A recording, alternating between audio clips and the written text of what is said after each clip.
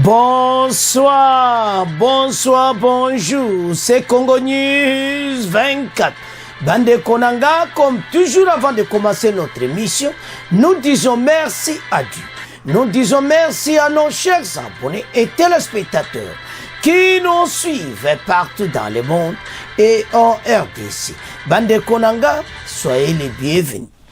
Alors, chers téléspectateurs, les gouvernements qui tiennent compte des réductions du train de vie, et puis, bakozwa mbongo wana nyonso bako réduire le ministre 145 territoires, c'est-à-dire, bako réduire nombre de ministres pour mbongo wana nyonso et que na programme ya 145 territoires.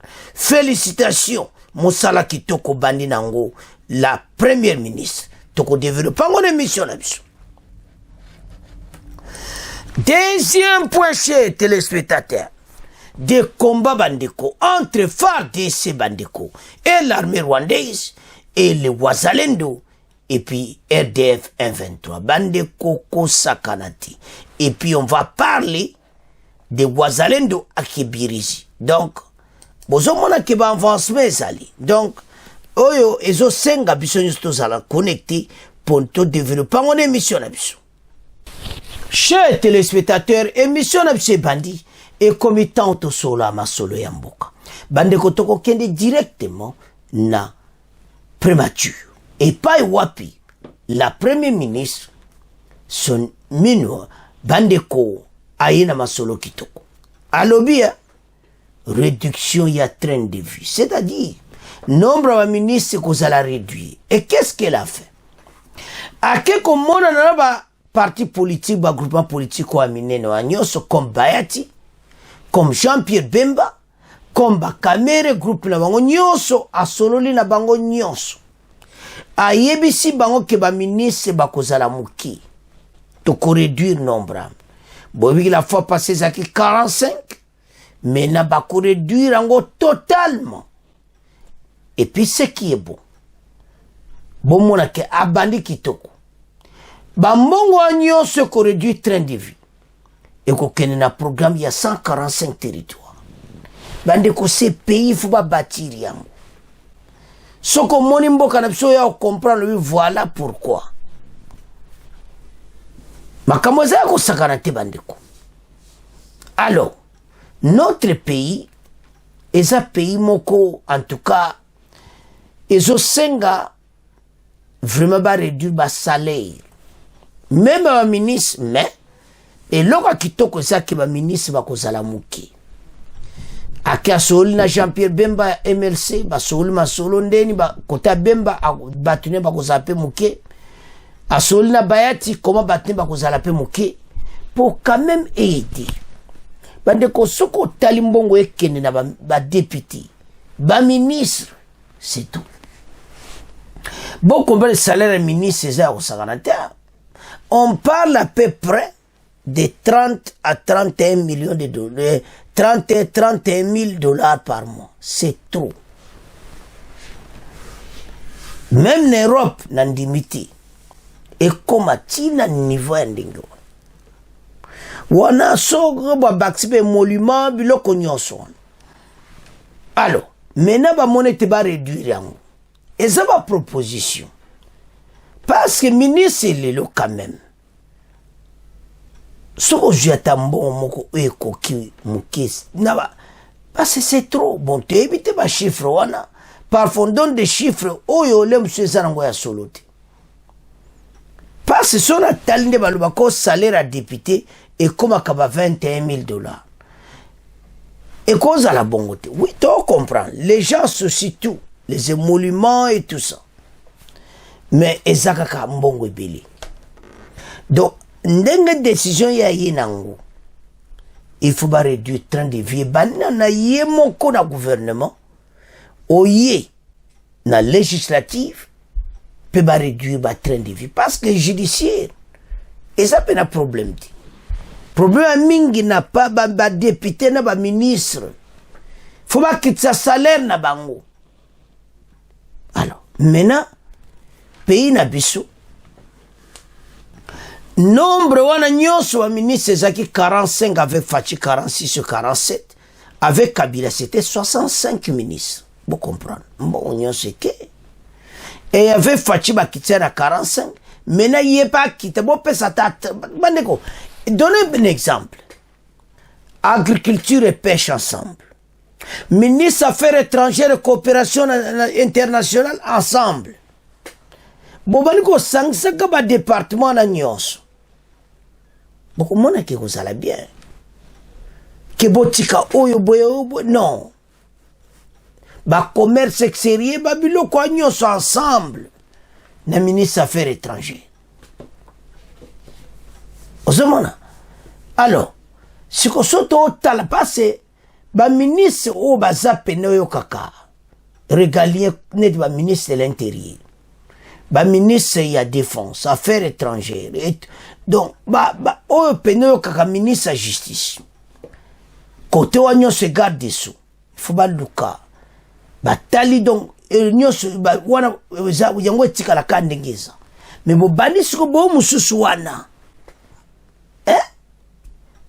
Bo sangisi yango. Ministre de télécommunication bo sangisi yango na numérique. Au lieu que la télécommunication numérique bo sangisi yango ensemble. Poste télécommunication numérique et tout ça. Bo du transport. Bo sanction on a maritime makamwana bo sanction tout ensemble et qu'on réduire nombre à kosakanati boya ko mona ke oui oh voilà ok na ba mine ba donc ba ministre belé ba réduire yango et kozala bien mais totanga les idées il y a premier ministre oye nango pas bon samboka avance le gouvernement qui tient compte de réduction du train de vie proposé par la ministre Souminoa Tuluka. Alors, Maman Tuluka a élu vraiment sous. La première ministre Judith Tuluka souhaite former un gouvernement qui tient compte de la réduction du temps de vie du gouvernement. La probité et les compétences seront les critères essentiels. C'est-à-dire, la probité et les compétences seront les critères essentiels de la sélection des ministres.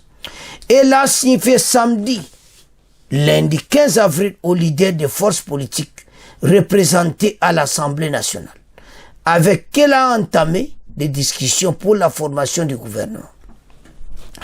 Après les échanges samedi, avec le regroupement politique du Premier ministre sortant, Jean-Michel Samalukonde, Judith Tuluka a discuté lundi avec cadres de plusieurs regroupements politiques dont l'INC de Vital Kamerhe et alliés, AFDCA de Bayati et MLC et alliés de Jean-Pierre Bemba. Au cours de ces discussions, la chef du gouvernement a insisté sur la nécessité de réduire les trains de vie des institutions en formant un gouvernement de petite taille et investir notamment dans la réalisation du programme du développement local de 145 territoires. Maman, na évite sonde ba Congolais ba ko betelo maboko. Na évite ndeni ba Congolais ba ko sepela. Na évite ndeni ba Congolais ba ko zana plaisir. Et te réduire ba train de vie, au réduire ba nombre ba ministre et puis au lobby. Mbongo na nyonso. Programme à 145 territoires ba bon samboka. Masolo kitoko. S'adressant à la presse à l'issue des échanges, Vital Kamerhe s'est dit satisfait car il ne sera pas question d'un partage du pouvoir, mais plutôt des responsabilités. Par rapport à la taille du gouvernement, les leaders de l'INC estiment qu'elle doit tenir compte de l'immensité du pays pour plus de représentativité. Consulté aussi ce lundi, Modeste Bayati de l'AFDC a dit d'accord avec la Première ministre quant à la réduction du train de vie des institutions. Il soutient donc la réduction de la taille du gouvernement. Cette position également partagée par Jean-Michel Samalukonde, la chef du gouvernement, insiste par ailleurs auprès des autres sur la probité et les compétences comme critères essentiels dans la sélection des membres de son équipe gouvernementale. Bandeko Tala Mboka Oyo, avec 9 voisins. Mboka Oyo ezongi sima na ndenga mukiti. Ba voisin baza kolula mboka na biso eleki munene. Ba voisin baza ko profiter mboka na biso bazo separati. mitema mabe balimboka na biso kabwana et comme temps to bongisa mboka comment to bongisa yango baide afaci yango wana 145 territoire basololi bango na tuluka ke omona Sama Lukonde andimi bango nyonso bamoni tosangana ete to diminuer nombre ba ministre et puis mbongo yo linga futa ba ministre o balongoli batiango na 145 territoire ko bongisa mboka to développer masolo bana mboko mo makambo tolobaki ba changement ndenge salama tala mama tuluka makambo yeli biso réduction ya ba ministre train de vie y en a trop les départements nyonso wa 500 belé wana bo comprendre ngo après mais boye ba été mbongo yo donner un exemple ba ministre avec Fatima ils sont 47 ceux qui combien maintenant ba tie ba ou bien 27 ou bien 30 mbongo a 17 ministres et qui n'a 145 territoires c'est que nous proposons bande ko bo pesa ba commentaire ba ministre ba lekebele oui le pays est immense oui nous avons un grand pays oui mboke za munene il est temps ba associer yango après yango le nombre de gouverneurs maman premier ministre 26 provinces ezali susute bolongola yango ba congolais baboyi soko lingo mona posa ba congolais tiaka kana Twitter obe batu ba bana ko voter ba koyeb ce que 26 territoires ezati ezaki 26 territoires ba COP mais ne ba COP na bango kufi na est ba stratégie fatie bo mignonso et comme to tika na combien na lera Mobutu to yaki so combien ba 8 provinces Grand Équateur Grand Bandundu Grand Bakongo partout boye la biso mama kamoli susuti il y a 26 provinces et Longwa totika na 8 provinces Nord Kivu Sud Kivu allez la province de Kivu masole siliwana Grand Équateur ezongi ndenge zalaki Grand Bandundu ezongi ndenge zalaki et puis Kisangani ba kote wala nyonso ezongi ndenge zalaki parce que o ezab sona otala ndi ba diviser mboka Katanga etika ndenge zalaki to diminuer ba train de vie bo comprendre mbongo a 26 gouverneurs bo jonction on a 8 provinces 18 gouverneurs salaire à gouverneur est à combien bon Dieu les 18 bon tiens on a train de vie donc nenge ba sala be élection eza kaka 8 erango bande ko trop c'est trop pourquoi 26 provinces kaka ba quoi que ça partage à bambongo parce que gouverneur moi ko diriger ango na ba vice gouverneur ça va aller trop c'est trop bana mboka to pesa ba commenter to diminuer ba ministre merci la première ministre et puis to yeli susu ba solo la makamba gouverneur pour train de vie kita mbongo wana 145 territoires ba bongsa banzela ta la vie ba congolais ça n'améliore pas pourquoi ba dépense l'équipe mingi. Ce petit peuple a besoin de quelque chose. To tika on a bino. To comment qu'il y a deuxième point.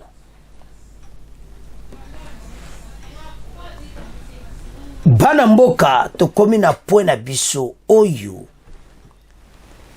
ya kosakana te. La guerre à l'est. To ko banan na FARDC. FARDC bitumba ce matin mardi 16 avril et yindi mabe na Nord Kivu poto yebisa bino ke tozokoma destine kalati chiwo alobaki ni suka tokogaye gero bino bato boke kuna bokozala wapi so bozana boule bozonga. Et puis ba groupe armé même ba Codeco bozo kana bango nyonso kalate masole zo betama déjà bango tout bako koma le wazalendo kalate match za ko sakanati to sangani comme ensemble ba jeune wana nyonso facha sang sabon ensemble ba koma bango tout ba wazalendo bomo kolango Codeco wazalendo o nyonso wazalendo mais bosil na binoti kimia pe koti n'y aura plus de groupe armé dans l'Est. C'est ça les stratégies à Mokonjamboka. Pas ce processus à Nairobi yangwana. Ba jeune nyonso bazala intégrer. Parce que armée rwandaise ne bazawana bazana kati ya mboka na biso. Ba miyebela. Pas ces stratégies moi bon mi kona réseaux sociaux te. Bazo lexaka bato bata FP konin bayaki na Kinshasa. Balobe le côté menga na boule clair donc ça va révélation mo direct. Mais Codeco na kobima na zamba.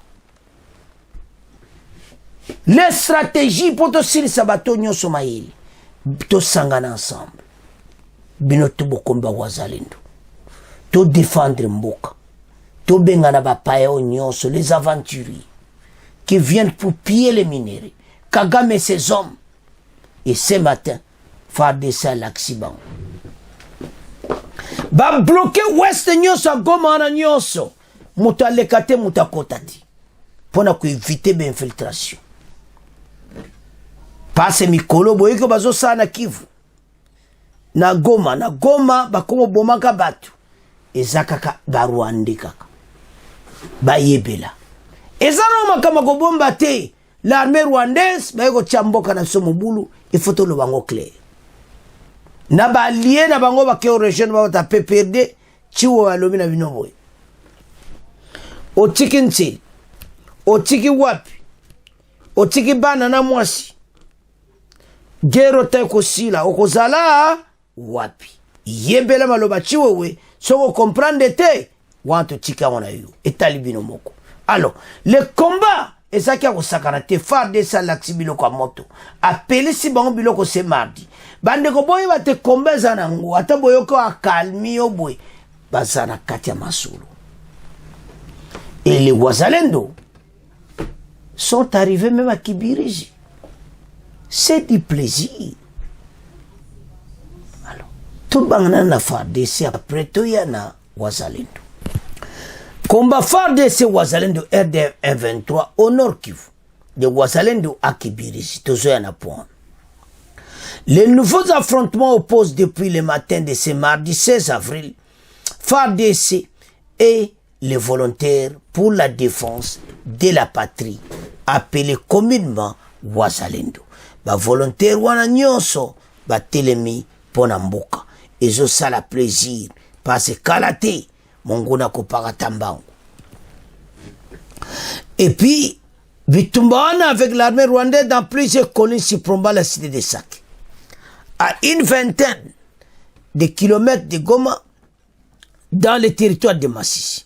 Selon les sources de société civile locale, les Wazalendo font face à une nouvelle tentative de RDF 23 de s'emparer de Sake. Mais Ekosimbati, comme un problème très sérieux. Au Tubazomeka, bazana problème pas si tozo bengana bango kalati. Les soldats FARDC à Mouimbiro bandekonanga doso talio to banano awa. C'est depuis 4 heures du matin que des combats ont de nouveau éclaté dans la localité Macha, groupement de Kumoronza. Les combats sont signalés dans les collines de Murambi, Vunano et dans la localité de Kimoka. Ce sont les RDF qui ont lancé l'attaque, dont Esimbiti, Kop Nabangonyoso et Kofi. Ande kotala. Makambo yo kapo bozomo na okagaboye, notre armée est comme armée conventionnelle. RDF va résister le sous-souti. Les positions de nos soldats FARDC de Mouambiro sont visées par des bombes de 1,23 RDF. Les combats sont en cours jusqu'à maintenant. Les bombes larguées par les terroristes 1,23 tombent déjà à Mouambiro. Et on parle des blessés suite aux explosions. Il y a une bombe qui vient de tomber également près de la mosquée de Saké. Témoigne Olivier Munguiko, acteur de la société civile de Saké. Les premières détonations, parce que ont été entendues dès 5 heures locales. Mais aucun bilan n'est disponible, car aucun civil n'a pu accéder à la zone de Saké depuis ce matin. Précise nos sources. Pour contenir la situation, l'armée congolaise a irrigué des barricades depuis Ndjulo à l'entrée ouest de Goma jusqu'à Mouambiro, interdisant tout accès à cette zone de combat. La situation reste toutefois imprévisible dans cette zone où des combats ont été signalés lundi entre les Wazalendo et les 1,23 RDF. Depuis plusieurs mois, maintenant des combats sporadiques opposent les deux belligérants dans cette zone de Masisi. FARDC Masolo Kitoko. Wazalendo toujours en avant. Beta bango biloko. Alors, bandeko, Kagame na batunaï ba okomana suka kalate, nous allons gagner cette guerre. Alors, sans plus tarder, Toyoka extrait Oyo. Bon, to développer ma solo rabiso. Des nouvelles de ligne de front à présent. D'intenses combats opposent depuis tôt ce mardi les rebelles du 1-23 à l'armée congolaise et ses alliés locaux et internationaux autour de Saké. C'est dans le territoire de Masisi. Selon plusieurs sources locales, des détonations d'armes lourdes et légères sont entendues sur plusieurs collines surplombant Saké. Les combats dans cette zone s'intensifient depuis déjà 3 jours, indiquent ces sources. Bernard Danyangui. C'est depuis 5 heures locales que des détonations d'armes lourdes et légères sont entendues dans la zone. Nos sources locales parlent notamment des axes Saki-Kiroche au sud-ouest, axe Rotoboko vers le nord et axe Kiouli-Kimoka en direction de Kichanga. Aucun bilan n'est disponible sur ces combats du fait que, selon nos sources, depuis ce mardi matin, aucun civil n'a accès à la zone de Saké. L'armée congolaise aurait même placé des barricades depuis Zulo, entrée ouest de Goma jusqu'à Mouambiro pour interdire tout accès dans cette zone de combat. Depuis 3 jours, des affrontements opposent l'armée congolaise et ses alliés des groupes armés locaux dans cette zone du territoire de Masisi. Hier lundi, les accrochages se concentraient sur les collines de Ndumba et Kiloko, près des notabilités Kituva, Mahoma et village Chacha. Pendant ce temps, depuis la colline Vunano, les rebelles du 1-23 ont largué dans la journée d'hier plusieurs mortiers qui sont tombés sur les localités de Bweremana dans le sud de Masisi et celle de Minova en territoire voisin de Calais au sud Kivu. Goma.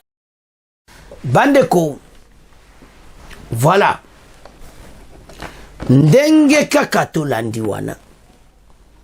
Bomona ke tozana ba avancé déjà. L'armée azako avancé. Bitumbana batu. Ils ont même bango abanda ki na tongo.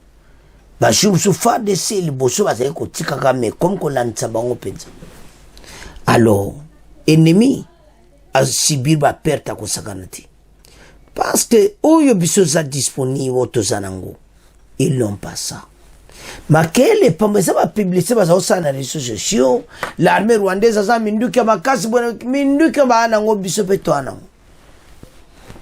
Yonde koza kalbe citation teleme komi tamboka na biso to gaye mboka to benga na banguno nyoso bakende epi bakokende poto sabino bo mona makambo ezoleka na S le Wazalendo force akosakanati parce que FARDC sa simana bango ezana ngolika mo bombati ba jeno bazo bunda avec ba direction ya armée na biso soko yebiti to ça ko laksa bango ndeni bako bunda na munguna me bango moko baza ko bunda bazana besoin ba écarter batou bazana souci yama kamto yeb sabino mi kolezoya me bako de kona bako zali suti o RFPIC o Zaïre bako zali suti pourquoi to lo baboy masolo les autres masolo pour le moment banang do Nairobi ka que c'est banang entre biso.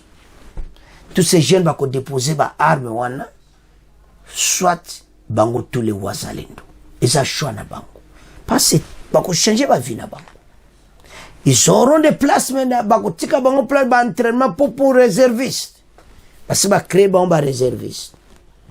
Alors toya ba américain ba kopo tu ba osala ba tuna bango baza kuna na armée rwandaise et ko suka na nzela. Pourquoi?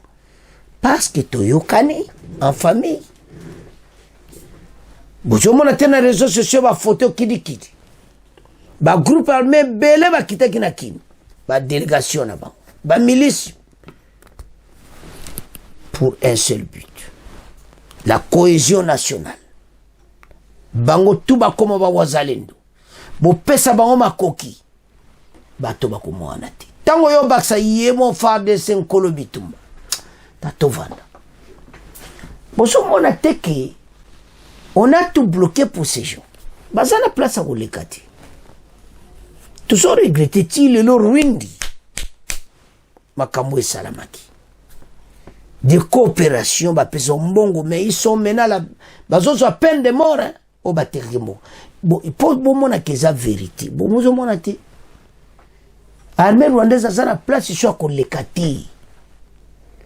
Ba avancement na nyonso ba kichanga ba kiwanza eza trahison. Soko ndimite tanga makomi oezo koma landa na histoire kende komona ke ba rumangabo ba kibumba ezalaki nini trahison totelema pour ce pays mboko eza mboka na biso bato nyonso bayako tia mboko mobulu ils vont payer ekokute bango cher elewe chiwe walo me bato bolanaki chiwe etaka nzoloba. C'est clair. Yo mutozo trahir mboka oyo. Peine de mort ezali kwa mutu na yo. Ebele bakozongo. Comme c'est ebang sabato musu batikali basala ngoti. Kopiye bambongo mboka. Esukeli bango. Mais là tokende directement na wazalendo. Ils sont arrivés à Kibiriji. Oyo mboka armée rwandaise ba botolaki ya sela koto ba botolaki te ba pesa ki bango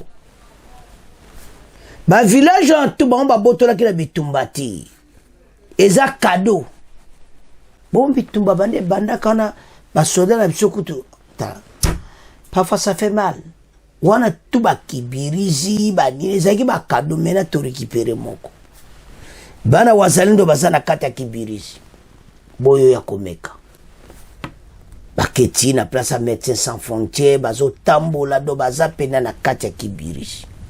Maintenant armée rwandaise a kusala ba contre-attaque mbalo ya kokokati eza ya kuinda esi yindi de mission bango bakomeka contre-attaque na bango kosimba te bango nde bakoyamba biloko.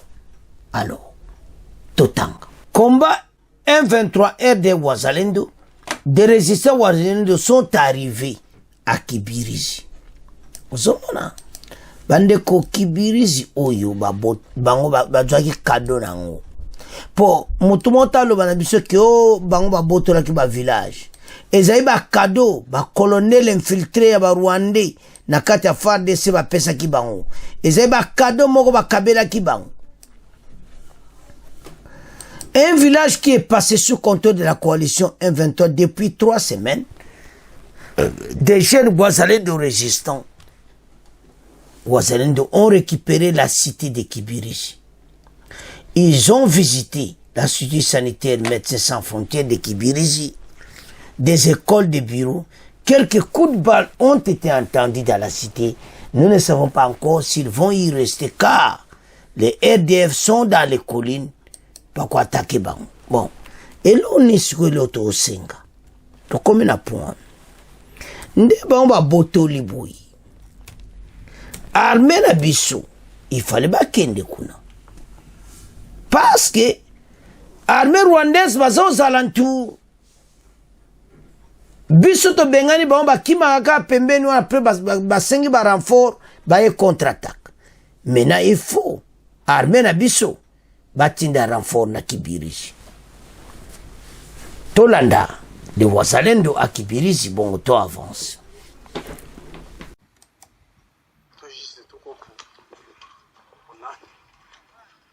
Haina shida, acha makelele. Nini?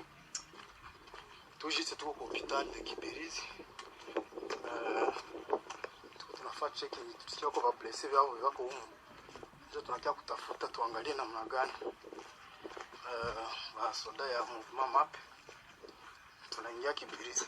Nani kunja go nani kuangalia ile kote kule. Na wopa naona silaha pale. Si ndio? Na ubaki hapo.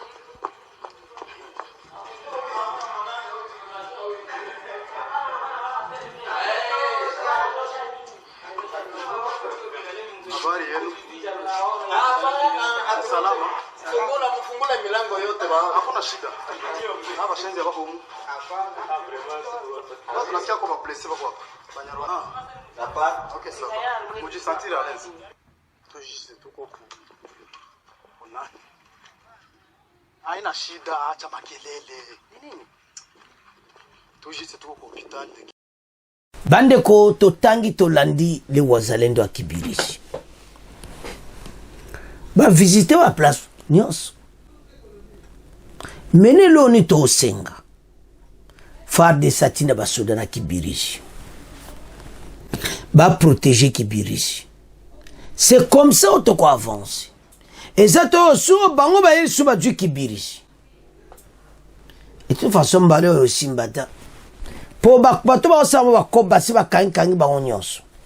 Il y a plusieurs arrestations à Lubumbashi. À Kinshasa bato na nyonso bazana maboko ya armée. Ba kangi ba nyonso. Ba ko vivre la peine de mort parce que ba trahir mboka. Alors, mettez-le ne faire de ça kusala. Pour ne éviter makambo nyonso bango ba zongo bueno. Allez, botini renfort na Kibirizi. Et c'est tout. Bah on se va y écouter sur la blende moussus. Boutil bomba béton. Toi avance mboka. Malembe. Après Kibirizi boba nous quoi avancer. Le yoga kichanga kiwanza. Puis bonaka na guerre sili. Donc c'est comme ça de ba botte le village en bokende botia ba soda kuna. Tolite to yoka lobio bato ba ko ba cadeau ba pesi ba ngonisu. Pouvez pas faire ça ba cadeau.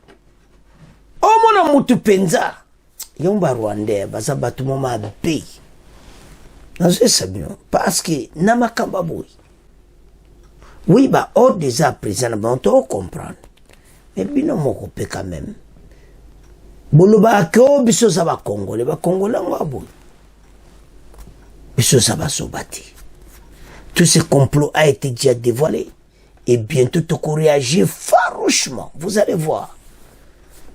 Tongo kaka bitumba moko osakana te po batika biso kimia. Alors bana mboka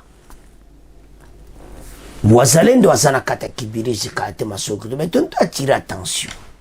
Et notre armée eza pena na position à bien.